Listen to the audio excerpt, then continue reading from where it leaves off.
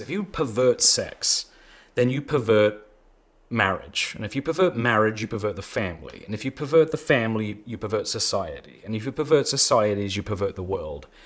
And so it seems to me that if we want to get the world in a better place, we have to understand what man is and what sex is, and start acting accordingly.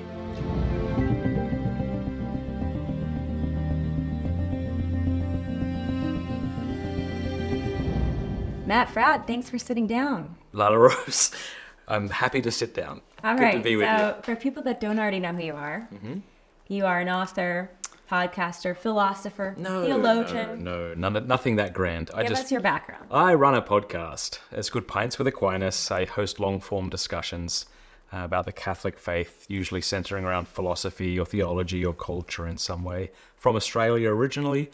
Met a beautiful American woman, and we got married. Just talk to her out there. She's amazing. She is.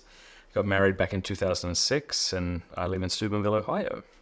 And your podcast is called Pints with Aquinas. Who is Aquinas? And I'm assuming the pint is a glass of beer. Well, so there's this, to get to why I named it that, there's a lovely Latin phrase, in vino veritas, where there is wine, there is truth. And I always loved having discussions with people in pubs or with friends after a couple of beers where they'd finally let their defenses down and they'd just share what's going on in their lives. And so Aquinas is a 13th century saint in the Catholic Church. He was a Dominican, a great intellect, wrote a tremendous amount about philosophy and theology. And so I like the idea of bringing down the angelic doctor, as he's named, down to the riffraff. So trying to take ideas that are perhaps too lofty for me and others, and helping others understand them by interviewing people who know a lot about him. And how many years have you been doing that? I started Pints with Aquinas as an audio podcast back in 2016, I think. Wow, one of the OG podcasts. I swear, there was because I'm a Catholic and I was looking at other Catholic podcasts. There may have been 3 others that I could have found. Now there's more podcasts than humans. We're all following in your footsteps. Well, I'm following in Joe Rogan's footsteps, and who better? They say the good borrow, the great steal. So Very good. And then along with your Pints with Aquinas work, I think I first got familiar with your work because you have written extensively, spoken extensively, traveled the world, and reached millions of people with a message about the truth about pornography. Tell us about that. Yes, well, this kind of came out of my own wounded past. I was introduced to pornography about the age of 8. By about the age of 12 or 13, a best friend's mother would buy us pornography. And how old were you? 13, 14, 15. That sounds like sexual abuse. It is. Yeah, it is. So we would go to stores. She would rent porn. We would go home. She'd allow us to have liquor. So we'd be drunk. She didn't do anything untoward sexually in the sense of, she would go to her room. We'd go to, it was very unfortunate. What was going on there? Why would any mother do that? I think she had bought into some bullcrap feminism, and that had sort of influenced how she thought about women and the freedom of their bodies and empowerment or some such. So she thought this was a way to channel the masculinity of her son? Yes, but she may have also thought it was good for the women who were doing this, taking hold of their own sexuality, and that I don't know. It's hard to explain insanity, but I will say that she became a Christian I don't want to out this beautiful woman who I love, but I called her a few years after and asked her to apologize to me. I said, I want to forgive you, but I need you to apologize. And she was deeply sorry. She had just bought into a lie and done bad things. So that was it really impacted my life. So when the internet came in, when I was about 17 years old, all bets were off. And then when I became a Christian at the age of 17, I realized that this isn't something I should be doing, and then tried quite hard to remove it from my life. I saw the negative effects of it. And then began to find a significant degree of freedom in this area and started speaking about it more and more. And so it kind of took off from there. And then it's quite remarkable. I'd say for about 10 years, I was speaking to about 60 to 70,000 people a year. College campuses, like on Sex Week. There was Sex Week. So in between talks like BDSM on a budget. That was my one gosh. And deconstructing gender roles in the family. Wow. Like if there were a keynote at hell, And this is, that would be it. for those listening, this is Sex, SEX Week at a college campus. Yes. Funded by the campus. That's right. But promoting BDSM, Yes. bondage, sadomasochistic. and in the middle was sex to me kids. talking about pornography. Wow. And talking about pornography, saying that it's harmful. Yeah, deeply evil. Wow. And wicked and wretched. It was great. So I think Google flew me out. I don't know, you know that story? Wow. So Google, I mean, that group at Google flew me out to give a talk on the campuses. Is this the same group that flew out our friend Stephanie Yes, Gray? but then they banned me. Wow. So I didn't even get to go on campus to do it because they claimed I was a bigot and a homophobe and all this sort of rubbish. So you were invited to speak at Google about the harm of pornography. Yes. They physically flew you out there. Yes. You get there and they said you can't come onto campus. Yes, I got out of the airport and I got a call and they said things are escalating really quickly here at Google. This is coming from the top. Like, Expect to be which banned. top of Google is that? That's what they said. This is really high up in Google right now. I don't know any more than that, so I wouldn't want to speak to it. But yeah, then they said I was banned for being a bigot and a homophobe. And what does that mean, a bigot or a homophobe? Why would they call Well, it that? I think that sodomy is disgusting and evil. So I may have said that, which is the basic Christian view.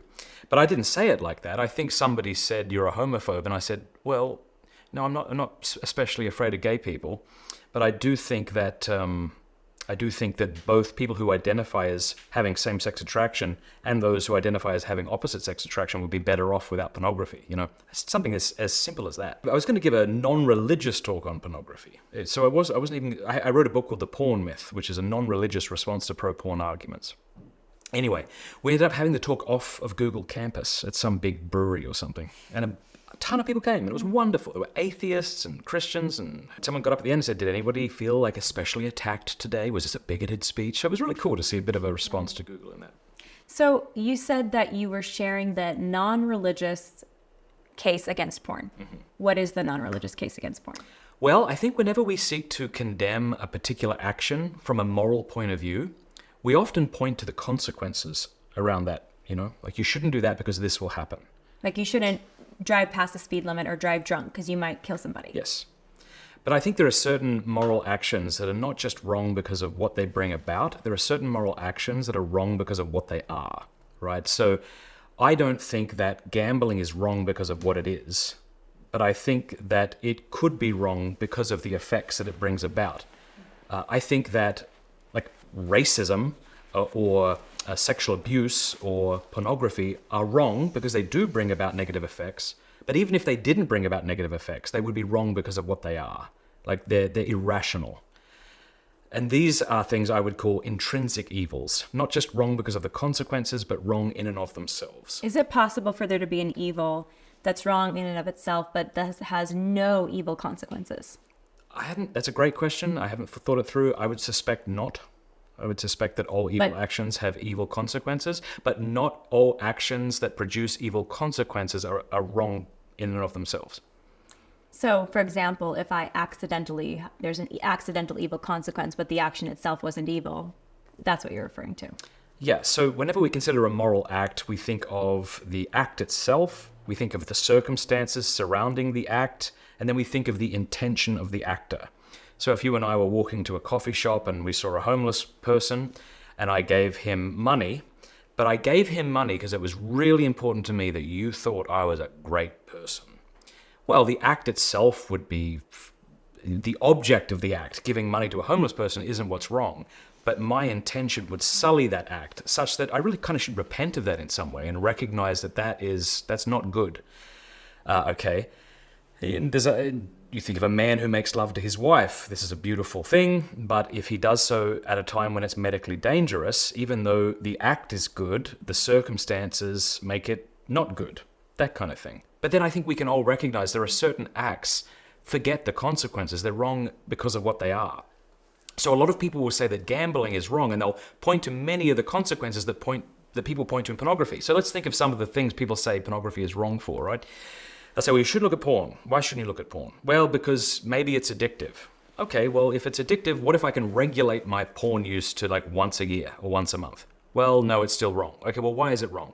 Well, because it leads to marital breakdown. Well, I'm not married. Oh, okay. Well, I mean, there are people in the industry who are underage. Well, okay, what if I see to it that the kind of pornography that I'm consuming doesn't involve these sorts of abuses? Okay, sure, but it's wrong because, you could waste a lot of money on it. There's all these consequences. But I think that pornography is wrong because of how it treats the human person and sex. So I think the human person is a good towards which the only adequate attitude is love. I think that when a person consumes pornography, they are acting in an anti-love way. So I think that love means to will the good of the other for their sake.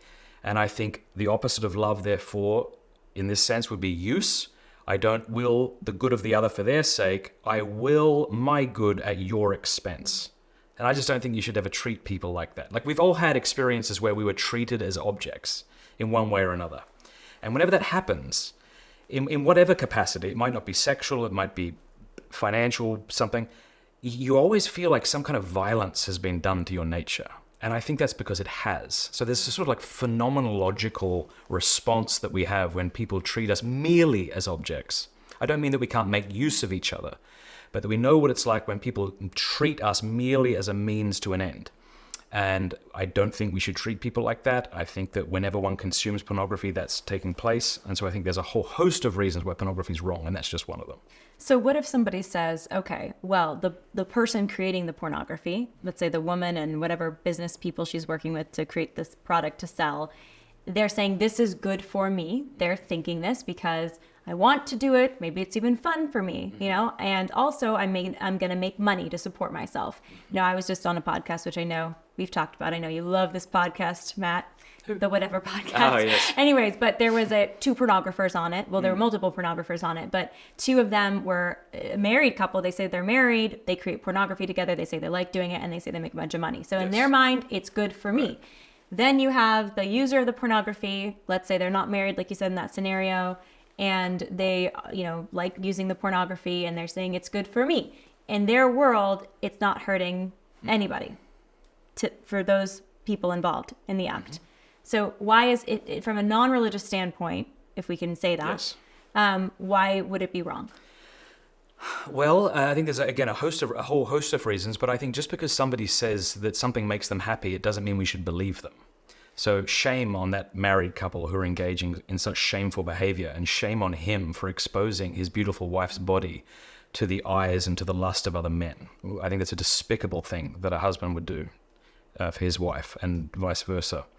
I was giving a talk in Baltimore, and there was a Sheila there who was a Sheila? A woman who was a porn, that's just an Australian thing. Sorry, bloke and Sheila. I say Sheila and people think that that's a demeaning term. It really isn't. It's just like saying a fella. Lady. Yeah, Sheila, it's a lady.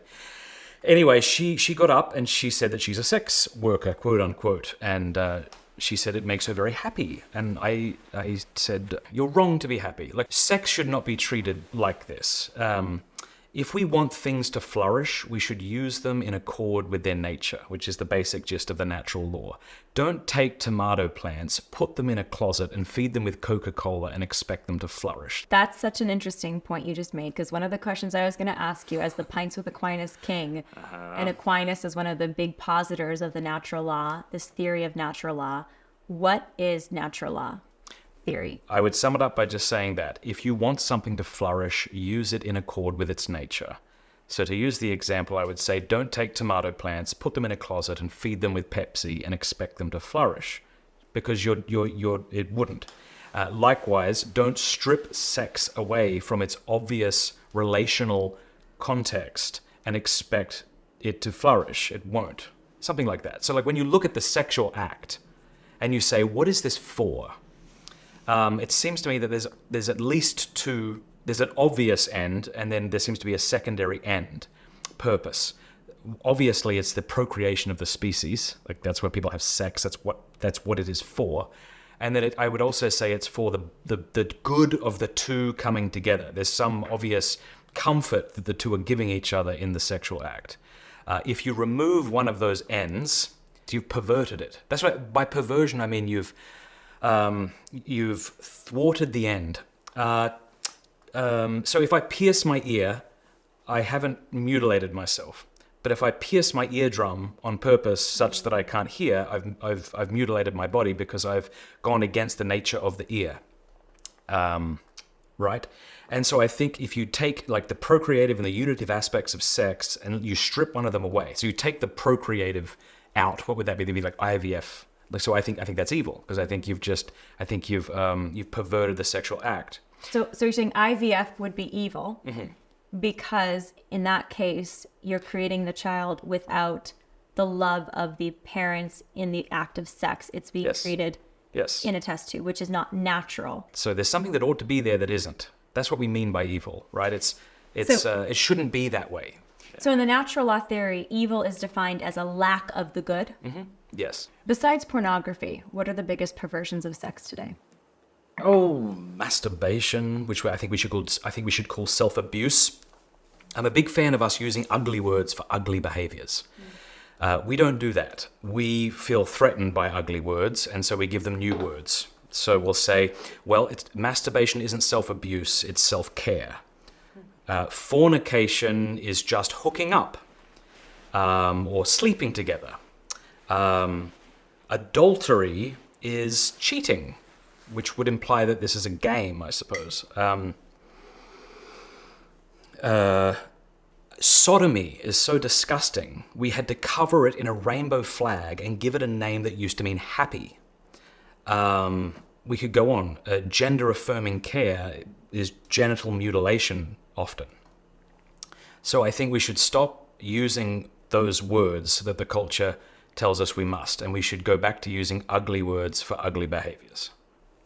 Because if we continue to lie to ourselves that these ugly behaviors are even good behaviors, perfectly fine for the consenting adult to choose. Yeah, bad, yeah. Then we break down, like you said, that whole chain of society. When you look at the behaviors that humans engage in that are like the beasts, when we eat like the beasts, we defecate like the beasts, we copulate like the beasts. When you see how humans in civilization act in those settings, notice that they always set up rituals around them. When we act in a way that's like unto the beasts, we set up rituals around them to separate us from them. When we use bad language, we are tearing down those rituals and structures orally.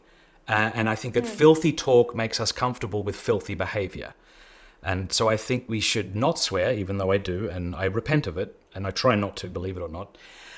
And I think that that's something similar, like we should use appropriate words. So I once had a woman come up to me and say, well, where does it say you shouldn't have sex before marriage? And the reason she had to ask that is she didn't know what the word fornicate meant, which is clearly in the Bible. And the reason she didn't know that is we stopped using the word.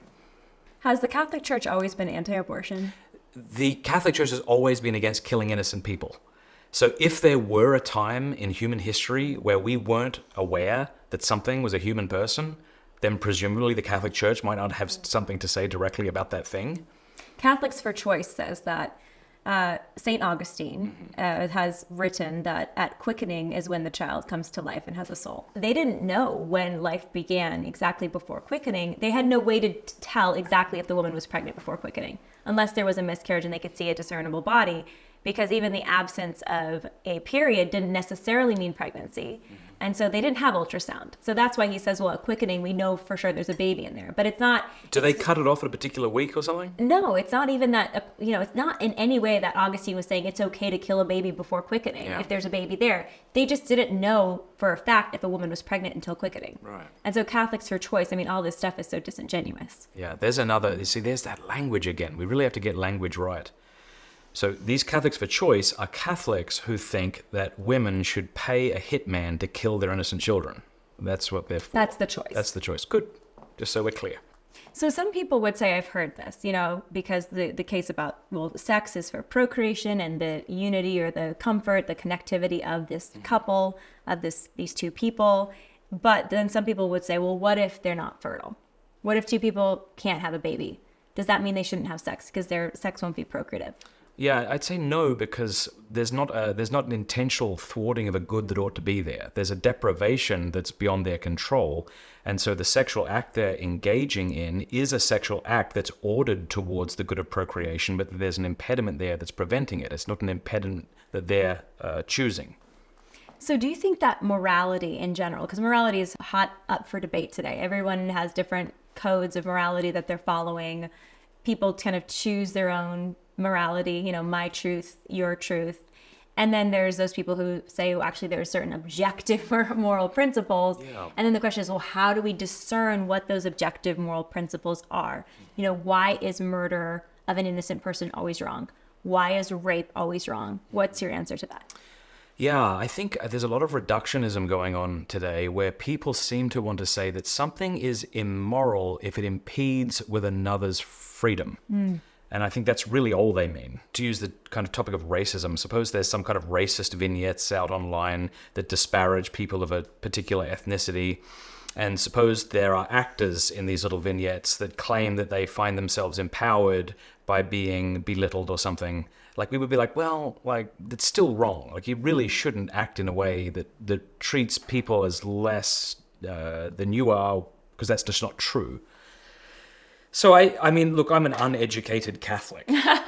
So I would... If you're uneducated, Matt, No, I am. that's bad news for everybody else. I know so little. Don't you have a master's into mystic Yes, but theology? that means very little. I don't know much, but as a Christian, I think it's wonderful that we can kind of submit to the Word of God and we could submit to the teachings of the Church.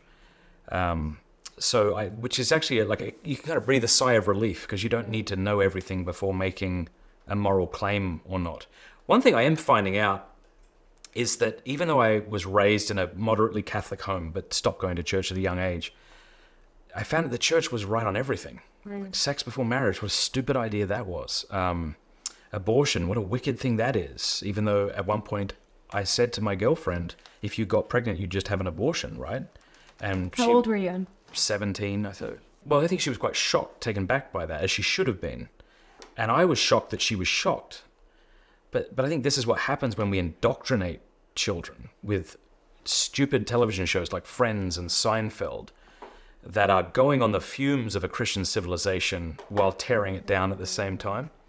Like, just think of the sitcom Friends. It would have been a much healthier show if it had have demonized fornication and allowed for occasional cigarette smoking.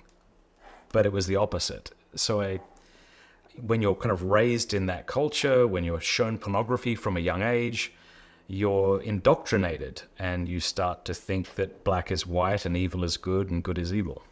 And it sounds like this is why you took the tack with your book, providing the case against porn from a non-religious angle, because you're speaking into this culture, right? Where we're, like you said, the fumes of a post-Christian culture. Absolutely. You know, we were founded on these sort of principles that are ultimately, they are moral values that are rooted in Judeo-Christian tradition and the natural law, but people have lost touch with that. And so there's so much chaos about, is it right or wrong to kill a baby in the womb today? You know, is it right or wrong to cheat? Is it right or wrong to, you know, be a polygamist, basically? You know, people are having these open relationships. You know, where do we draw lines and boundaries with this stuff? So your decision to start with the non-religious was because you didn't want people to think, oh, I have to be religious to recognize the moral realities here. That's right.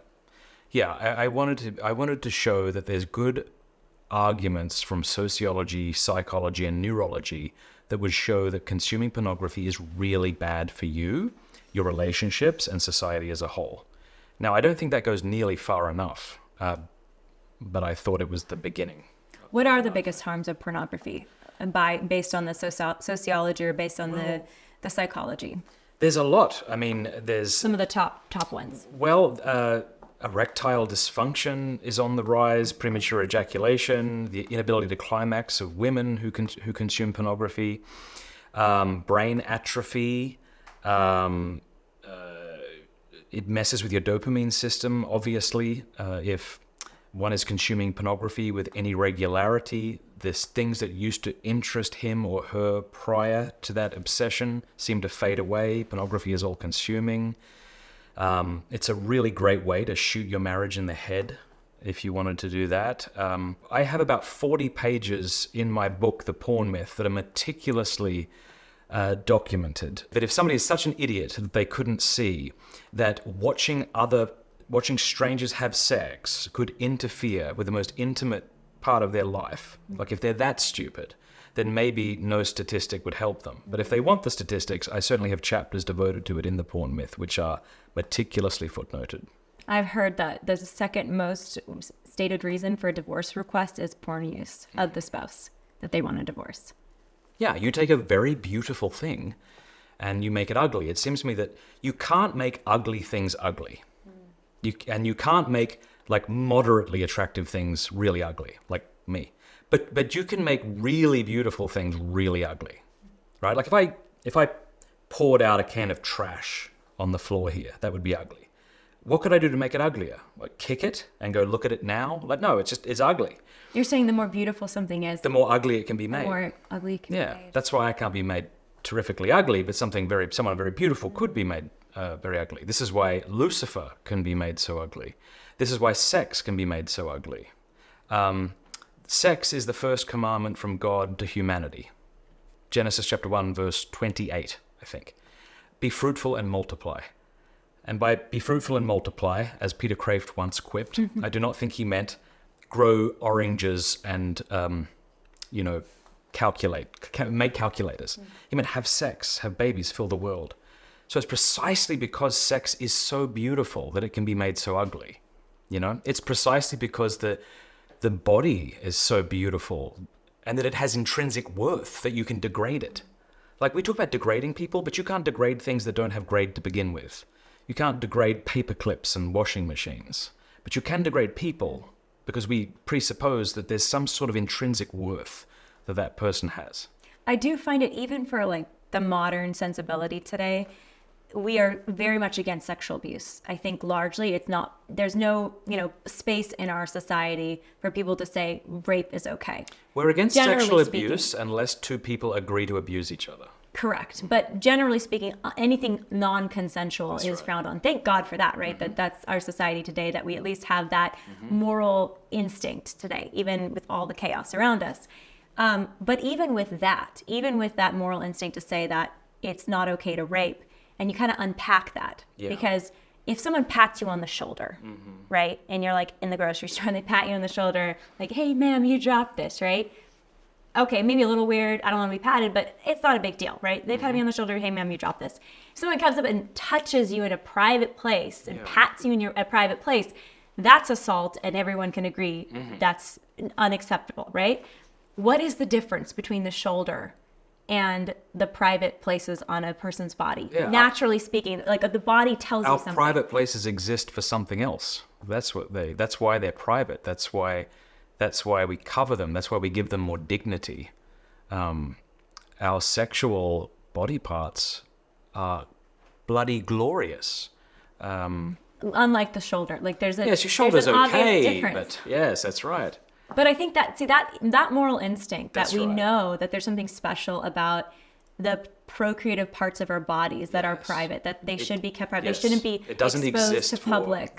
Right? We have that instinct when it comes to sexual abuse and rape, but we seem to not have that instinct when it comes to, what the purpose of those body parts are, that they can bring life into the world, and like how that happens is precious, and there's a certain design to that we should protect. I remember, just a side note, watching my wife breastfeed for the first time.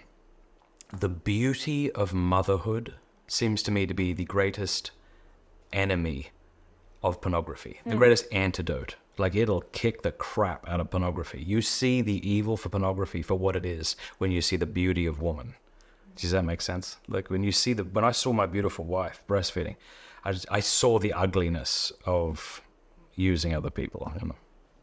It's beautiful. I mean, I think that's the antidote to kind of... It's like if you see a strong man. The perversion of sex. Like I think masculinity, the genius of masculinity is strength on behalf of others. And that's why if you see a man who's a parasite or taking advantage of somebody, especially in a sexual way, like, it's so despicable because it's the absolute inversion of what he ought to be. Just like it's despicable if a woman kills the child within her womb, because it wasn't meant to be like that. That's the absolute inversion of what it ought to be. Give us the simple natural law argument against abortion. It's always wrong to kill innocent people abortion kills an innocent person, therefore abortion is always wrong. And so it's always wrong to kill innocent people because in the natural law, the person isn't deserving of death. This dignity, they're made in the image of a creator, and so you can't just go destroy the good. If it's not wrong for big, strong people to kill little, weak people, I'm not sure what wrong would mean. So have you done a lot of pro-life podcasts? I interview beautiful people like yourself, Stephanie Gray, Trent Horn, and I admire the great deal of work that y'all have put into this. I myself haven't thought it through a great deal. I had Stephanie Gray debate an abortionist while she was pregnant, and it was very interesting to see him congratulate her on her pregnancy. Conditional, right? Yeah, not to see the irony that if she no longer wanted this beautiful child, that he or one of his friends might kill it. So back to pornography for a minute. I had another question that you recently did a discussion with Dennis Prager about pornography, and his position was different than yours. Share about that experience. Oh my goodness, yeah. So Dennis, I guess, does a show with Jordan Peterson and some other fellas for Daily Wire. And Dennis made the claim that if a man looks at pornography to avoid adultery, this is not awful. And I thought, gee, that's a bloody awful thing to say. And I had him coming on my show. And I thought, well, I can't have him on my show and not bring this up. So that was already pre-planned, that he would be coming on the show, even before you knew he had said this thing. Yes, he was scheduled to be on my show. Then I heard him make that statement. And then I thought, okay, I'm honored that Dennis, who's got a much larger platform than mine, would come on my show. But I can't have him on my show and not address this because I've written so much on it. So I called him up and said, hey, if you come on my show, I need to talk about this. And he said, Matt, I'm an open book. And to his credit, was happy to talk about it. I was really hoping that he would say to me that he was taken out of context, or that due to editing, he didn't get to say what he would have said. But people can watch it and make up their own minds. It felt like maybe there was some doubling down there, and so we got into a disagreement. So why I think I disagree with his position. I know, of course, you do. Pornography use in a marriage is always wrong, or for anyone, it's always wrong because you're objectifying the other person, and the sexual act should be done in the context of lifelong, committed love and open to life, right? Yes, because what is lust? Lust reduces a person to their sexual value. It's not that the person doesn't have sexual value. It's just that's not all they are. And so to interpret them merely as that seems to me to do violence to the person again. It's not to say sexual desire is a beautiful thing. If you don't experience it, that's not a sign that you're healthy, But it always has to be understood, I think, in this kind of personalistic way where your dignity is really what I want to fight for. It's not my pleasure that needs to be had at all costs. It's recognizing you as a person. And I know a lot of people disagreed with Prager. Shapiro did too. And so I certainly wouldn't want to say that Prager's view is the Jewish view. That's because I don't know enough, and I don't know, I haven't studied Judaism, but I know there was different rabbis coming out and criticizing him for his view as well. But what Dennis Prager has built with PragerU, I really admire the leadership at PragerU. I think the part that was the most controversial about the conversation was an exchange, and this is very important for this conversation because it ties directly back to our understanding of natural law. So that's why I want to use it as an example. But there was an exchange that you had with Dennis Prager about child sexual assault material, or some people call it child pornography. And CSAM, or child sexual assault material, involving obviously the sexual exploitation of a child for the satisfaction, the lust of an adult. I mean, absolutely heinous, right? And I think, of course, Dennis Prager agrees that assaulting a child is heinous. The difference, though, the difference that you seem to have in the conversation was, could it be theoretically okay for a pedophile to look at animated child pornography? And back to natural law, is there, without natural law, you've just asked the question, well, does this actually hurt someone in real life, right? It's sort of this view of morality. As long as it doesn't hurt somebody, it's okay for me to do it, right? I could do whatever I want as long as I'm not physically causing harm to somebody. That's kind of a modern view of morality. And so I can understand Dennis Prager saying in that context, well, if there's no real child involved, and let's say this pedophile is locked up for life, he can't actually access a real child, where's the harm in a child pedophile looking at animated child porn? That is what he said. And to his credit, because I think people tried to misrepresent him after our interview, he thinks that those who hurt children or, participate in child pornography ought to be executed. So I want to just defend Prager there, because a lot of people, I think, were trying to misrepresent him. I understood us as trying to just understand what we mean by evil. That's what we were trying to do. And so is something evil even without obvious immediate consequences? Right. And so for him, he would say that you can't, there's no evil in thoughts. There's only evil in behavior and action. And I disagree with that. I think that was the nub of our disagreement. But isn't there a behavior and an action in using pornography? It's not just a thought. I completely agree with you. But he was saying there wasn't. I completely agree with you, but he doesn't think masturbation's wrong, and I do. And that's an action, obviously. That's an action. But you're right. He seems to have the view that unless you're actually harming someone, it's really okay. So his point seems to be that if a person was masturbating to animated child pornography, there's no evil being done here. And I said, I think that's despicable. And that's how that conversation went. But one of the questions he asked was, who's it hurting? And I said, well, I can think of at least two victims. The person who's creating it is participating in an obvious evil. And the person who masturbates to it is clearly poisoning themselves. Pornography doesn't cure sexual tension. It inflames it. So to masturbate to distorted images of pornography or perverted, it's all perverted, of course, but is only perverting you and poisoning you more and more. So there's at least two victims, it seems to me. Not to mention the distributor, if they're in the case, not to mention those who live with the person. So. But back to natural law theory, I think the point there is that, and the point you were making earlier is that even if there doesn't seem to be an immediate victim, people say, I'm not a victim. I'm not victimized by this bad thing that I did. Like some women who have abortions, I'm happy I had the abortion. I wasn't a victim, right? Yeah. Even if you can say there is no victim or I'm not a victim, that doesn't mean that the act is not still evil or wrong. Yeah, totally. And there's a lot of, I think, confusion about that today. Yes, you're exactly right. And we want to help people see that regardless of what you think, something has taken place and that thing shouldn't have happened. And you shouldn't have chosen this, though you think you should have. It's about kind of helping people see objective reality for what it is, I suppose. And then giving them an off-ramp. I mean, we believe in a God who desires all men to be saved and to come to a knowledge of the truth. As Christians, I don't know if this is a Christian channel, but here we go. It's like we have a God who has opened heaven under our feet, and we act too often as orphans. But we're children, we're beloved sons, and we're beloved daughters. And I know that whenever you kind of talk about victimhood, we're allergic to that language because we live in a day and age where everybody feels is claiming victim status. And yet I think it's the case that to be born after the sexual revolt, we are victims in one way or another. I was a victim from this woman buying us pornography. I was a victim because people thought it was okay if I could watch Friends that glorified fornication. And these lovely women who've chosen evil things like to have an abortion. All of us need an off-ramp. And I think that off-ramp has to be mercy. Because if mercy isn't available to me, I will just double down.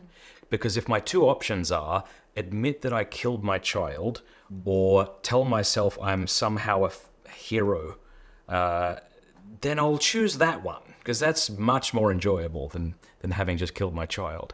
But if we can show people that there's an off-ramp and it's mercy, then that will enable us, I think, by the grace of God, to choose truth. And you can't be a saint without being sane. Well, that might not be true. But at least if you're mad in the sense of believing evil things, this is not the path to sanctity. And I think that, especially in the pro-life movement, the mercy thing, it's sometimes easy to miss it. Because we have to be bold. We have to say what abortion is. We have to explicitly show what is happening to these children. It's horrific violence against these innocent, beautiful children that deserve to live.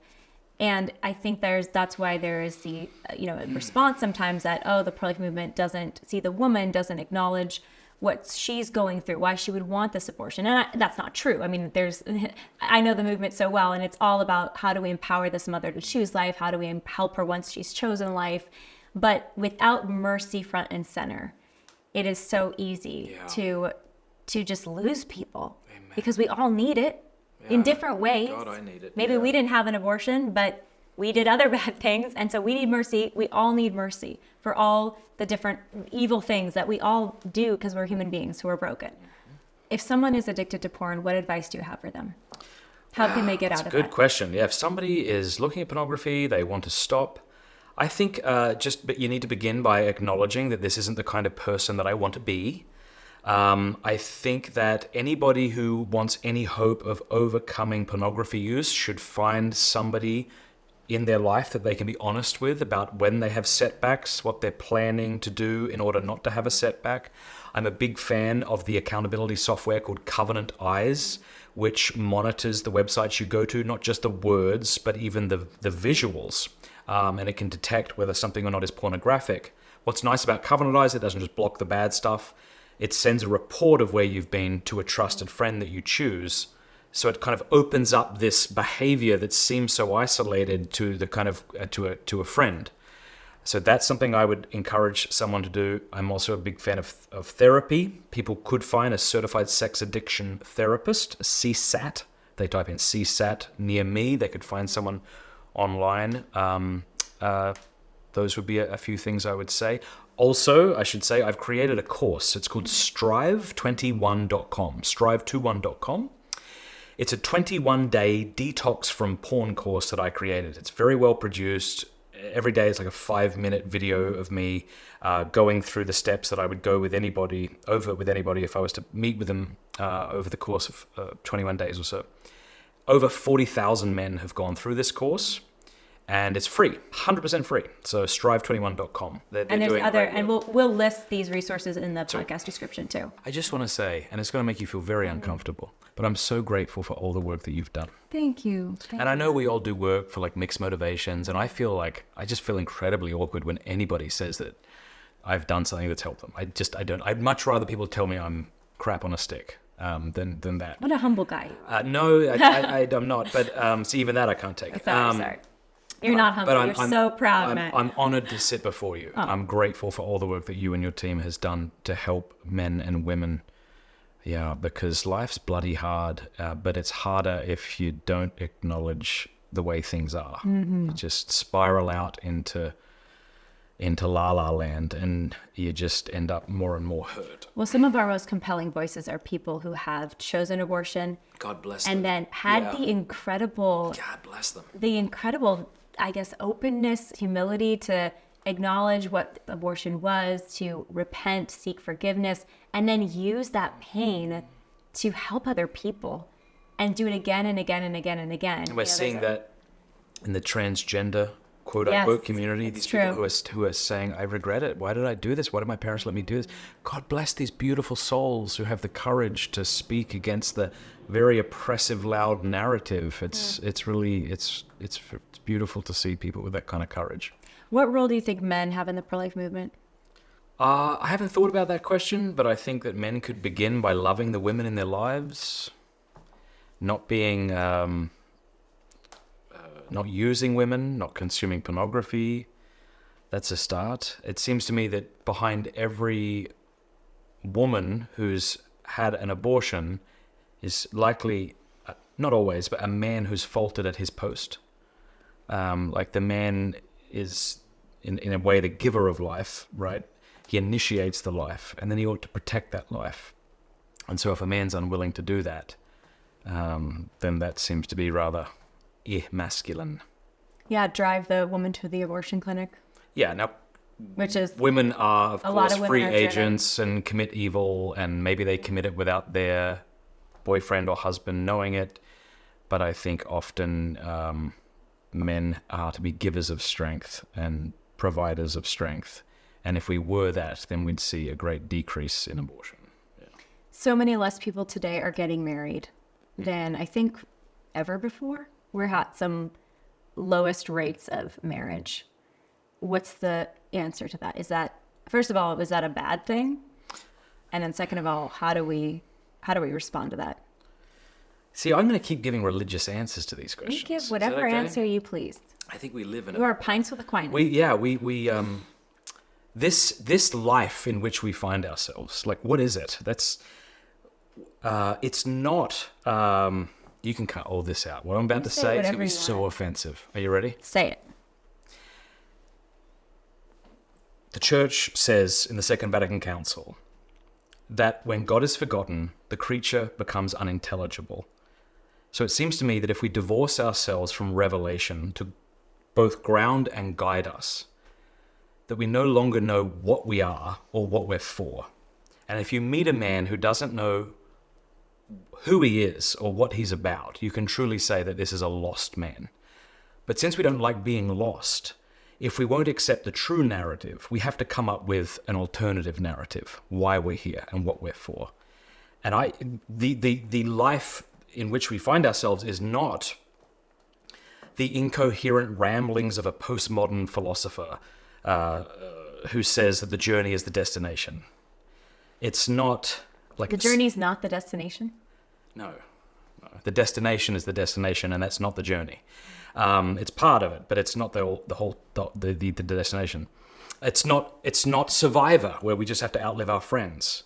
It's not the hedonistic, debaucherous romp like Sex in the City, a poorly written sitcom for postmenopausal feminists who, on account of their feminism, are usually husbandless and childless. It's not an episode of The Office where the point is just to have a few laughs. Like, as a Christian, I see reality as a gigantic spiritual battle. And trying to understand our lives without reference to this battle, your life won't make sense. You'll keep trying to make it a utopia, and it won't work. And you'll keep being surprised, and you'll keep blaming people around you. So I think, to get back to your question, the greater the love, the greater sense of responsibility I have. Like, if I love you, I feel responsible for you. If I tell you that I love you and feel no responsibility for you, I'm a liar. And so if a man refuses to commit to a woman and says he loves her, but he doesn't really feel responsible for her, like he'll have casual sex with her, he's okay if a child results that he will not father in the sense of raising it. He's okay fornicating and then paying this woman to go offer her child to the god Moloch on the abortionist's altar. He's a liar. And so, no, it's a terrible thing that marriages are decreasing. I think we feel that if we just don't commit, we'll leave all the options open. But when, of course, you leave all the options open, you often get nothing in the end. So, big fan of people marrying before they're ready and then having more children than they can afford. That would be my advice. That's even goes against advice even in some religious circles who say, wait, really be ready for marriage. Yeah. My wife and I wouldn't be married Get a job, get a house, or, no one can get a house these days. So at least be in a position. And then once you're married, make sure you're ready for children. What do you mean by that? That people should get married before they're ready and have children before they're ready? So they should get married before they're ready, and they should have more children than they can afford.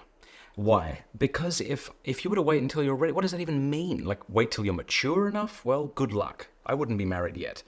Wait till you have enough money? Well, you can always envision situations in your life that will demand more resources than you have. So I think it's good to get married young and then to grow old together. I'm old now. I'm 40. And I know people who are older than me say I'm not old, but they're just older. When I was 8, I knew that 40 was old, and I was right then. Like, I'm old. And as you grow older, it's like your personality hardens. You become less flexible, more rigid. To be able to grow as a couple, if you can, is a beautiful thing.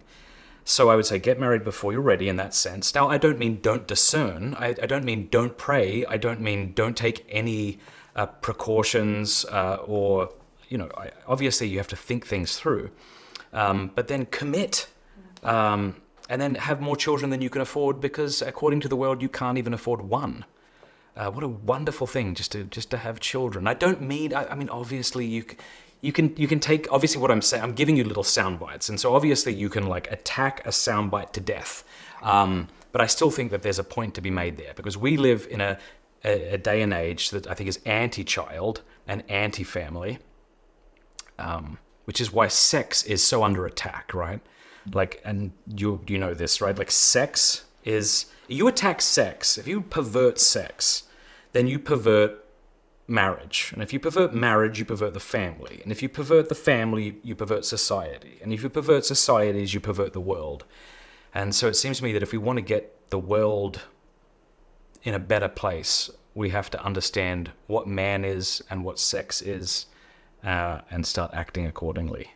How can people find your work, including your book on pornography and your other work? Well, pintswithaquinas.com is my website. They can look me up on YouTube. Also, if they're interested in my book, it's called The Porn Myth, a non-religious response to pro-porn arguments. And if people are interested, 100% of the royalties from that book go to help sex traffic victims in San Diego. Awesome. So if they get the book, however they get it, Audible, paperback, I don't make a cent from the book. That's not why I'm talking about it. But I think it is a good book. It's really, I think, really well put together, very well researched. And they'll also be helping a great group in San Diego. They're called Children of the Immaculate Heart, who help victims of sex trafficking. So all the proceeds go to help them. Amazing. Thank you, Matt.